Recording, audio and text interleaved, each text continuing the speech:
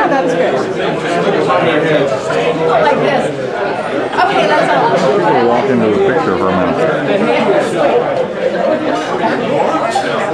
Okay,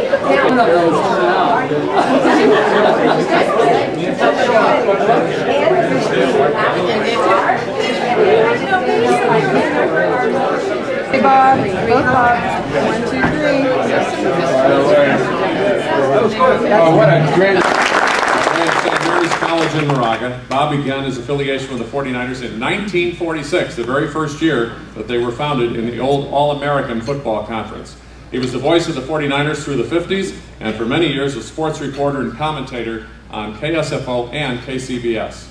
He also did play-by-play for the San Francisco Warriors, the Seals of the Pacific Coast League, and served for 20 years as a correspondent for the ABC Radio Sports Network. Over the years, Bob covered 3 Olympics, numerous World Series, the British Open Golf Championships, and countless other sporting events around the globe, both for ABC and the Canadian Broadcasting Company, eh?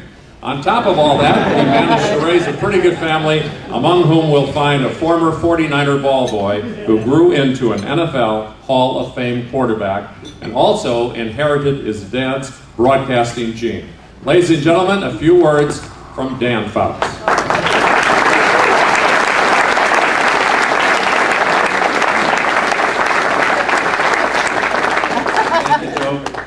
I just want to salute all the Hall of Famers this afternoon. You know, I've heard a lot about recreating sports and recreating this game and recreating that. How would you like to have to recreate the Oakland Raider games today?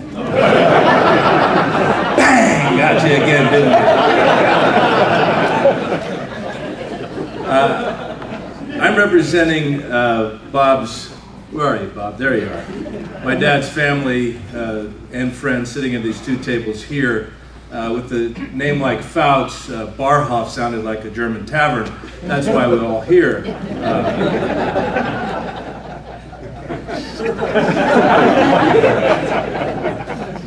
But this event is great because regardless of what your call letters were, KGO, KYA, KFRC, KPIX, whatever, your call letters are now BARHOF.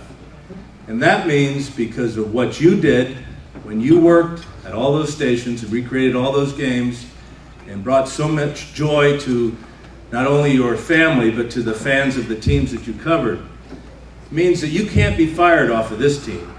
You can't quit off of this team. You can't even die. And with that, I want to bring up a Hall of Fame broadcaster and a Hall of Fame father, Bob Fouts.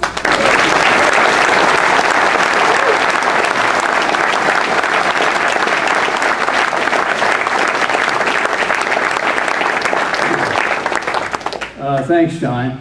Again. Seriously, I have to begin with a message which I received from Al Davis. It's addressed to all the sportcasters here. As you know, come December, we will be seeking a new head coach. Please let me know if you have any volunteers. Anyway, as Dan said, the family is here, and my pal, my wife Julie, and my son Bob from San Diego, and Patty and Nancy from Washington, and Dan and John from Oregon. It's my team. The team I, of course, love the most in sports, the 49ers, and I had 13 years of a lot of fun, first with Lon Simmons on radio, and then with Gordy Soltaw on CBS TV. And quarterbacks like Frankie Albert and John Brody and Y.A. Tittle. Actually, it's Yelverton Abraham Tittle Jr. And what a great one. And I see my old spotter there from the 49er days, Bob Williams, my pal. And, you know, Dan was the ball boy, as somebody said. And he got a sight when Brody was quarterbacking as to what life would be in the NFL. One Sunday, Brody would be cheered. And the following Sunday, he had to dodge loaded cans of beer as he tried to get out of the Western Tunnel. I promoted Dan up to the booth and thereby doubled his salary. And it's good to see him back with NFL and CBS and Sunday's game with the Patriots out at Candlestick. A lot of thrills at Kezar. The alley-oop, tittle to R.C. Owens. The wrong way run by Marshall. And one of the things we did, Y.A. Tittle and myself, we had a show on KCBS early morning, and one morning I had to call him up down in Atherton and wake him up and tell him that he'd been traded to the New York Giants for an obscure lineman named Lou Corleone. Nobody ever heard of him before or after. But it was the worst trade in football history. And Y.A. said right away, I don't want to go to New York. Manette won't like it. But he did, he went, became the toast of Manhattan, made more money off the field than on, and became a Hall of Fame quarterback. One of my favorites was Leo Namalini, the gentle giant.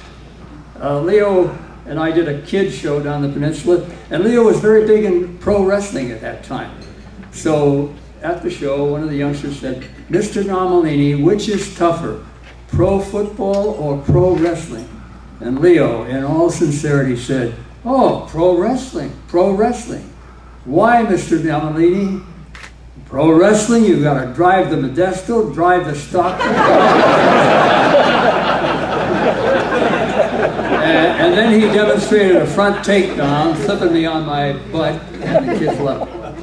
Another guy who was just terrific was Bill Tiger Johnson, an all-pro center. Frankie Albert named as one of his offensive line coaches, and when Frank was coaching the team, and the Tiger made his debut at Wrigley Field, and at Wrigley Field, Hallis was king, and he had his own referee named Bill Downs. Bill Downs did the weekly TV highlight films on television in Chicago for the Bears. His wife also sat with Mrs. Hallis's wife at the booth next to us during the game. So it was no wonder that the 49ers were paranoid about this referee. So at the end of the first quarter, he moved the ball from this half of the 50 over the other half of the 50. And one of the players said, Tiger, look at that spot, he's cheating us. And Bill rushed out there and cussed him out. So the refs took him over to the 49er bench, to Frankie Albert, and said, Coach Albert, is this one of your assistant coaches? And Frank, not wanting the 15-yard penalty, said, I never saw him before. So they called the cops and escorted Bill out of Wrigley Field. I have one short baseball story. Talking about recreating. Anyway, I did the San Francisco Seals when they won the Pacific Coast League Championship to make way for the Giants. And the Oakland Oaks had an announcer, and he had a recreate, and you had pages, teletype notes on them. And so he did a game from Portland, because the stations were too cheap to travel. So you had to do the out-of-town games by recreation. You were live in San Francisco. Anyway, the announcer said at the top of the fourth was the Oakland up first, and he did that. And then there was a commercial break, and he got his papers scrambled. So he didn't do the bottom of the fourth for Portland, but skipped to the top of the fifth for the Oakland Oaks again. When he got into it, he finally realized what he was doing and said, ladies and gentlemen, can you believe it? For the first time in baseball history, the home team has been denied its time to bat. That's a true story. I just want to thank Dave Jackson, the president of this organization, and the founder of Legends, to me, the greatest announcing voice in the United States and San Francisco area, Ken Ackerman of KCBS.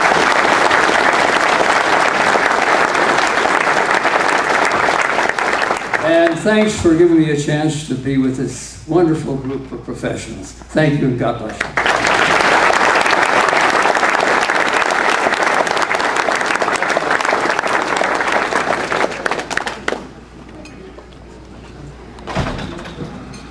Raiders fan against my better judgment. Never again, Dan Fouts. It's okay, I'm leaving.